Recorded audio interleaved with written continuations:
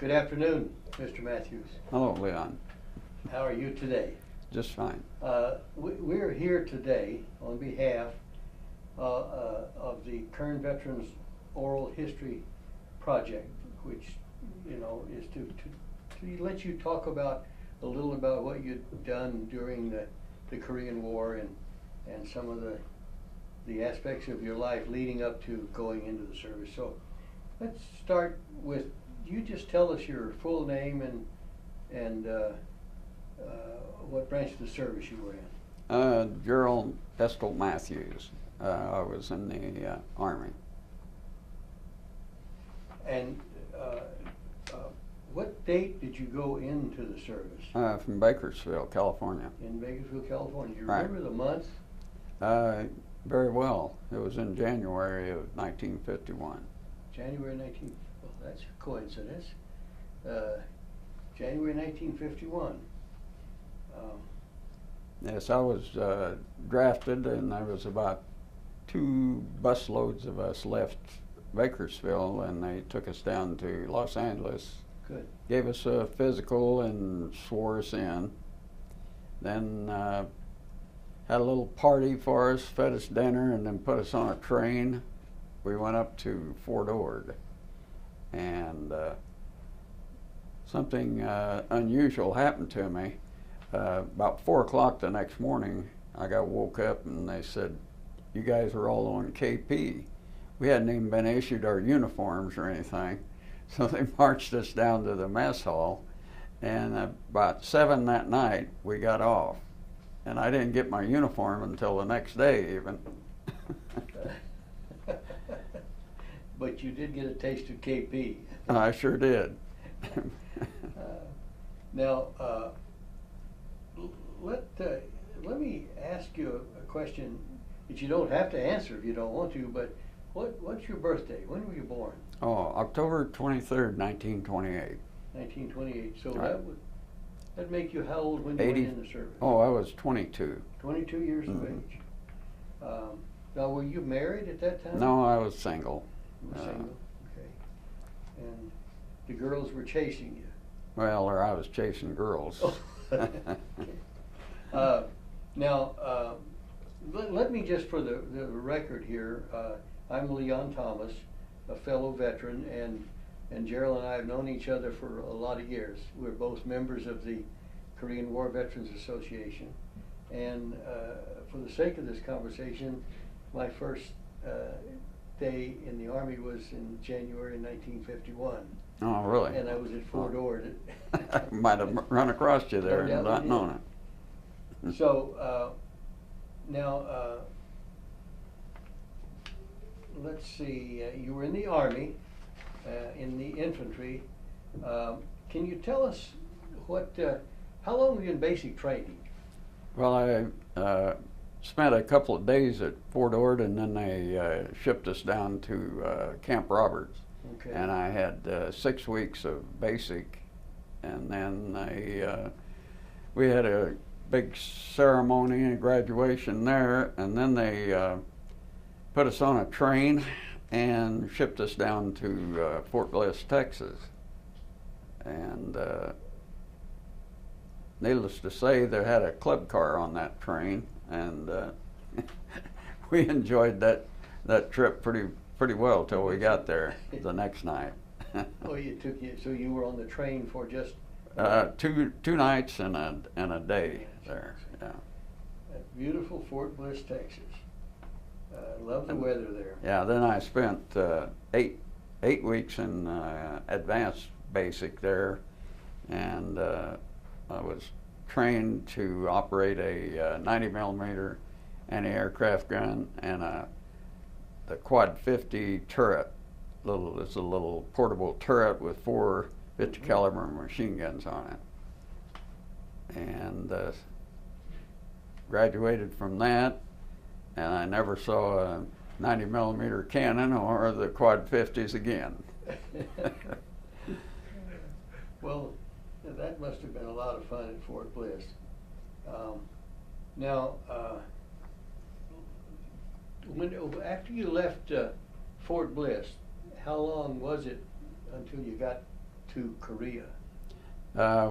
Went to, I got a leave, a furlough, and then I caught a plane out of LA and flew up to Seattle and caught this troop ship, the General Meigs, M-E-I-G, Meigs, and Okay. spent 9.5 days, miserable days on that thing.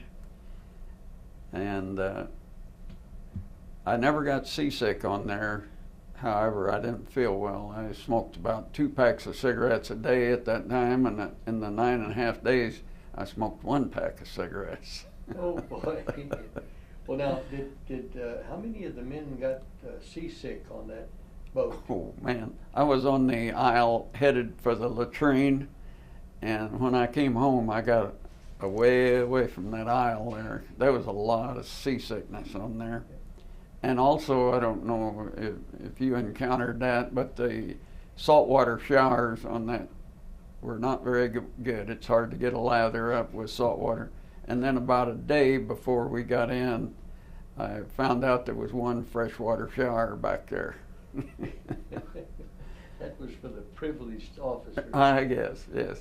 Now, how many men were on the ship? It sounds impossible, but they stole us 6,500. I know we were stacked six tall, just end for end, and I was in the aft, I guess they call it, down low, and that propeller shaft was right under us, and when that ship would cavitate and come out of the water, it just sounded like the whole back end was coming off of that thing. Now were the bunks real spacious, or? No.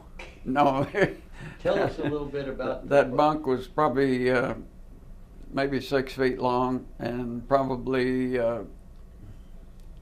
18 inches wide, something like that. It wasn't, and it was canvas. And how many were stacked? 6 high. How many? 6. 6 high. Right. That's 6 men. Right. When they, the first morning, about 5 in the morning, they came in to our compartment, turned the lights on, said, "All right, all you guys are on KP." Well, man, I grabbed my pants and my boot and I headed up topside there. And I didn't come back till that night. I didn't get on KP. You were wise then. That's right. Now, what kind of food did you get on the ship? Oh, it was terrible. You had to stand in line at least an hour, and then when you got this metal tray, they had a little small shelf there, barely wide enough to hold a tray, and you stood up to that, and so basically you weren't very comfortable trying to eat. Yeah. I always said if I ever went back again, I'd bring my own food. Did it give you some hot coffee? You know, I don't recall. I didn't drink much coffee, so. Okay. So. But you're not going to gain weight on one of those troop ships, I can tell you that, unless you're an officer. Now, what else? What did you do on that troop ship after you got through with chow? Nothing, absolutely nothing. You just laid around and talked to the guys. The funny thing, out of all the men that I was with in basic and advanced basic, I didn't wind up with any of them. I don't know how in the world the Army can split you up so, but I never had that. And then one buddy I run into in Korea after I'd been over there about 4 or 5 months along the side of a road there. But that's the only one I ever seen. I think they do that by design. Evidently. Break you apart from your past life. Right. So, in 9.5 days, you reached down. Did you go directly to Korea, or did you stop off in Japan? No, we went to Yokohama. We docked in Yokohama, and then they took us to Camp Drake, and they issued us M1 Grand rifles, and they still were covered in cosmoline from World War II, evidently. Yeah. And then we had to clean them all that off, and then they took us out, and we fired them, and then they took us on a scenic hike through the Japanese country with their honey wells and so forth there. And after about 2 days, then they loaded this up and put us on a train, and we went all the way from Camp Drake in there, close wherever we caught that train. We went all the way down to Sasebo, and then at Sasebo, I caught it was a Japanese luxury liner, and we had some bamboo mats there that we could lay on. Yeah. And that was an overnight trip, and then they took us over to Busan. Okay. So how many?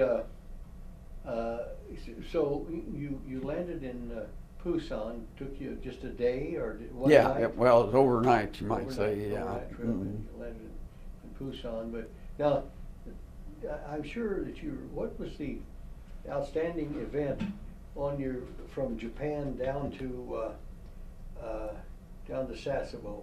The outstanding event was probably going by, it was either Hiroshima or Nagasaki. I'm not sure which one it was, but just steel skeletons, standing there. That was Total destruction. right, nothing. But the ride itself, it was gorgeous, a beautiful country. I mean, it's really was picturesque. That was a memorable trip from that standpoint. Now the train that you went down on, was there anything special about that train? Well, it was a narrow gauge, so it was a small train, and it wasn't a luxury train or anything, but that's about all I recall about it. Now And so what time of the year, what month was that? that was in July, first part of July. In July. Yeah. You were. And then talking about trains at Busan, then they hauled us over to the where the railroad was and put us on a troop train there.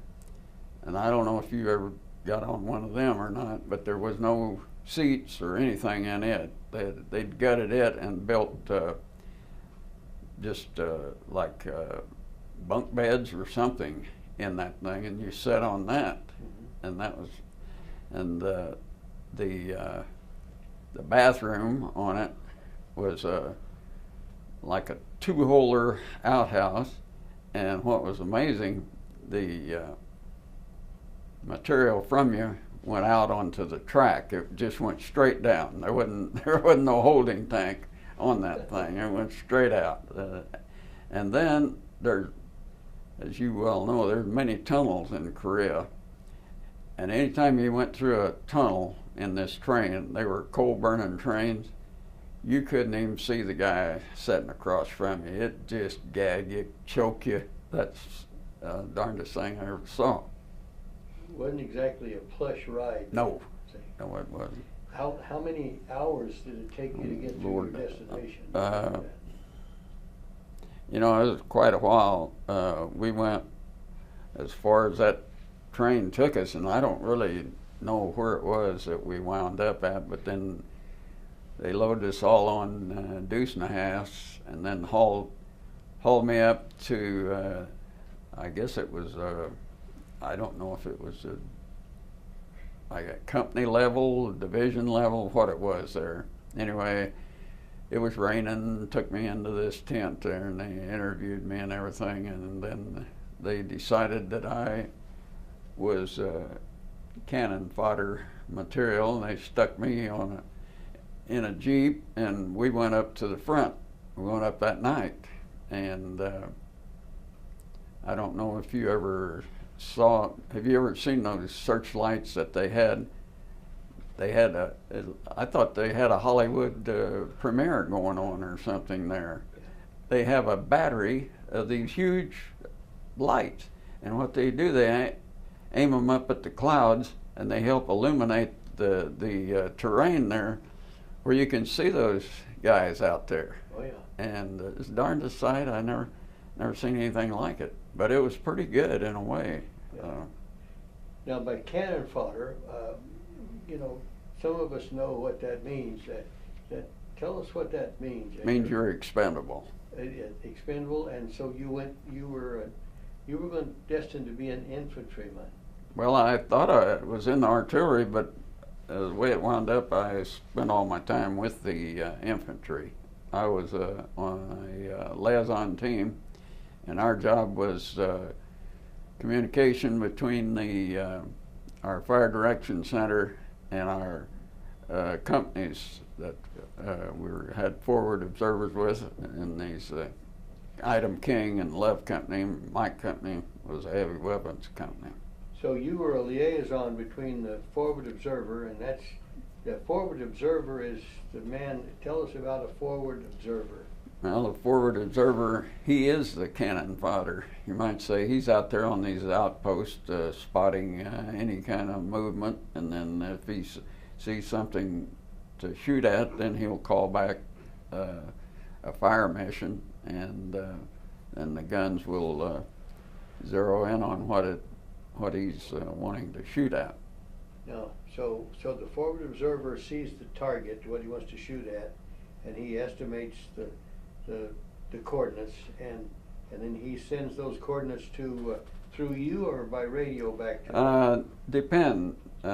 Sometimes we would relay, and other times it would, if we had phone lines, sometimes we had phone lines. If not, then we would relay the radio.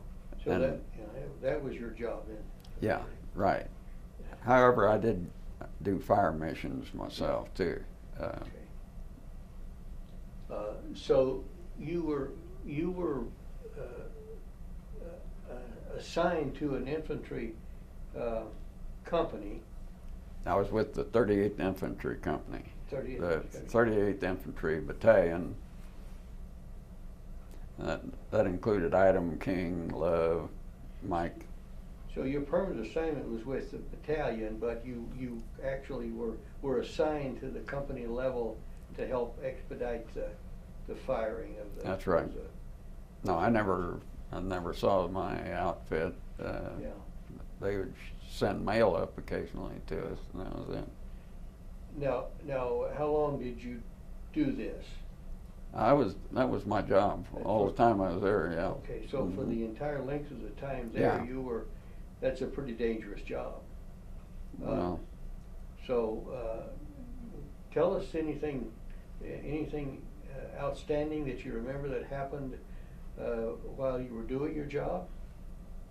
Well, if you're looking for humor, my first assignment was they handed me a roll of wire and a pocket knife, and they said, I want a line run from here up to Love Company.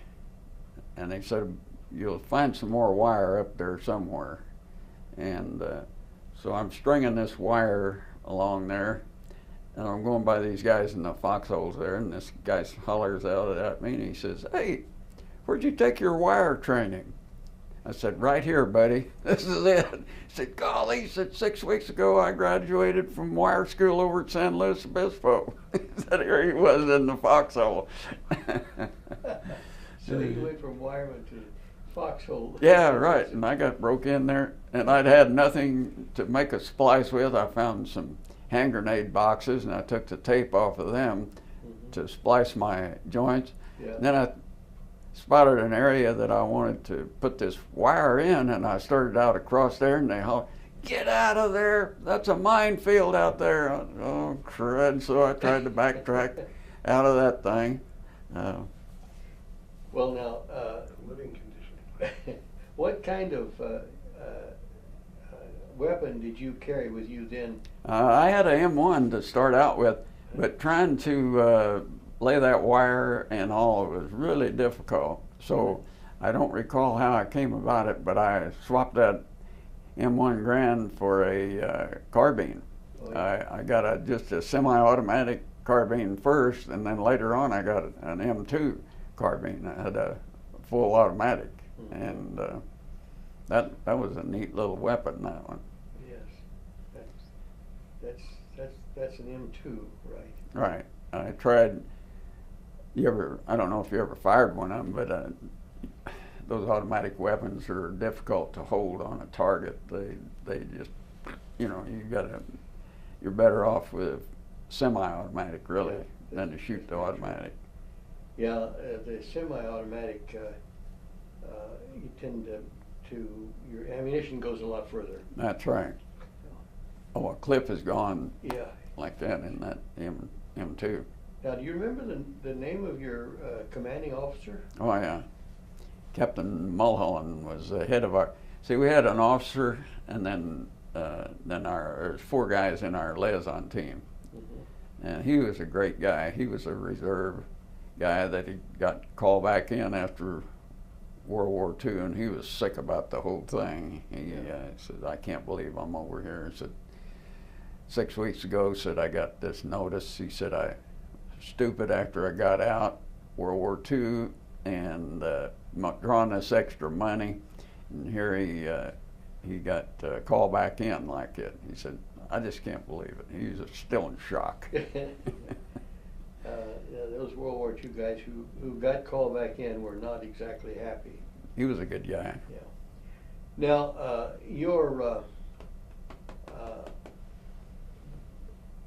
from the time you arrived at your new assignment at the company level, where did you join them? What area were you in? We were in the Punch Bowl. They called it Punch Bowl area, and the area they were taking at that time was called Hill 1179, Fool's Mountain it was called. And they hit that ridge and with everything we had. In fact, our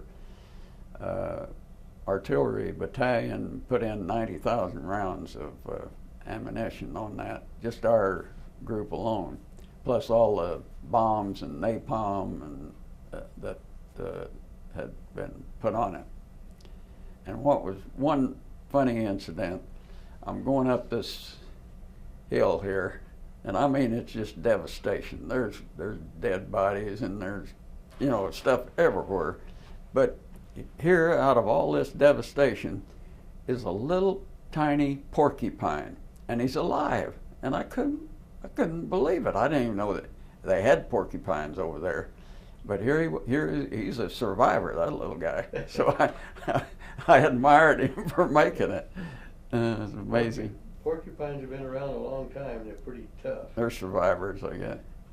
Now, speaking of that, did you ever see any snakes over there? Never saw one. I don't know if there was any or not. Maybe there's too much noise around where I was for snakes. There were a few snakes, but not too many. Chickens, pigs, birds. They'd already been eaten, I think. They wouldn't. In fact, I basically lived out of sea rations over there. We didn't get too many hot meals or anything. Once in a while, if we're lucky and they brought something up there. Now you bring up a good point. So, how often did you get a hot meal? Would you? Once a month? Once every 2 months, or?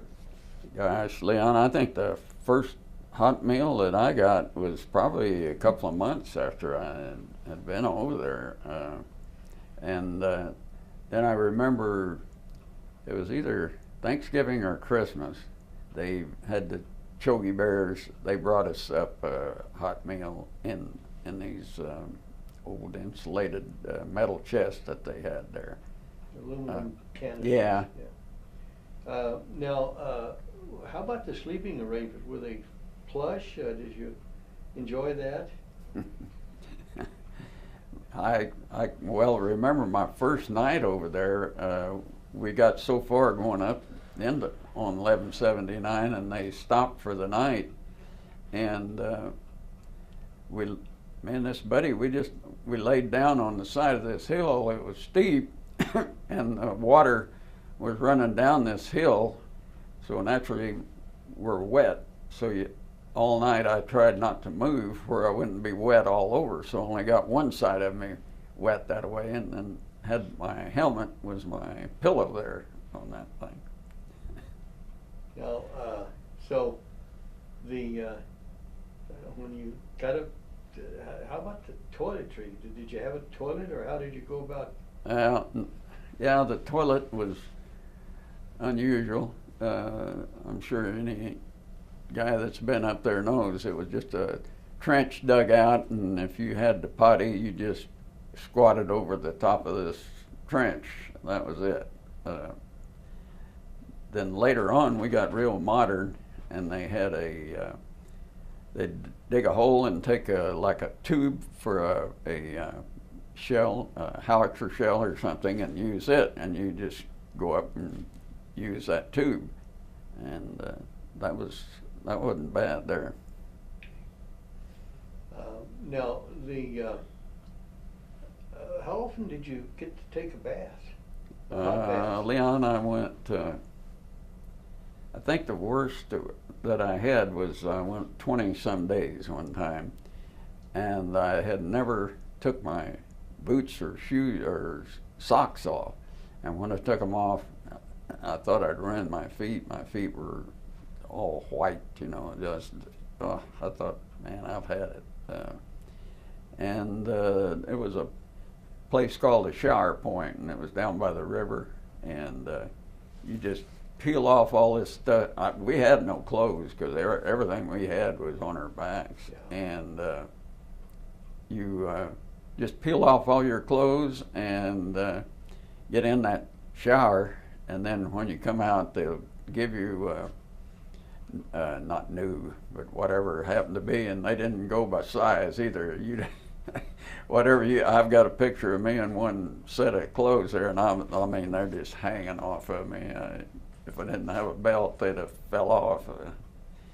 That supply sergeant would bring a truckload of clothes up, underwear and socks, and just issue them to you as you come. Right. Whatever. Everybody's the same. Whatever he had in his hand. Yeah. Is what you got. That's correct. Now, was the water hot? It wasn't bad. It wasn't cold, I'll say that. I can remember that much. Yeah, that wasn't bad. And I've got pictures someplace. We were by one of those shower points, and I don't know if you ever traded goods, but we spotted this Korean, and he had a catfish. And I traded this guy a bar of soap for that catfish. And we skinned that thing, and I don't remember just how we cooked it, but we eat that catfish for a bar of soap. Now, talking about food now, did you have a mess kit that you carried with you, or? Yeah, we did. But mostly just eating out of the can, out of the sea ration can. That was basically it. And talking about those sea rations, my first day on that 1179, I mean, I hadn't eaten in a couple of days, and I run on this incline here, and here's grenades and shells scattered everywhere and all, and I found 2 cans of corned beef hash, and I was so hungry that I eat both of them, and I'm telling you, I got deathly ill, and I haven't been able to stand corned beef hash to this day. Now, I asked you about coffee earlier on the ship, but did you have any hot coffee as the weather got a little colder there in Korea? Or no, you didn't. What we did to get any kind of heat at all was if we could, build a fire or something like that. But one time there, I remember to heat our sea ration with, one of the guys had talked to this engineer, and he got some TNT. And I don't know if you know, but TNT is a good heater as long as you don't put a cap in it, why, it's okay. So we heated our sea rations with some of this. We had a ball of that stuff. Yeah. That's pretty good stuff for that. get your meal hot in a hurry. Now, let me, are we talking loud enough, or do we? Oh, yeah, you guys are Good, fine. good, okay. So, we're started out at 1179. You know, that's one of the higher peaks in Korea. And that 1179 indicates the height of that mountain. So what other, after you left 1179, where did you go? We went over on the, oh gosh, I don't recall just how we got around there, but we was back around over in the Heartbreak Ridge and Bloody Ridge area, and it all looks similar anyway. You go from one spot to the other, and it doesn't really matter where you're at. About It's the same. hell anyway. Yeah. So.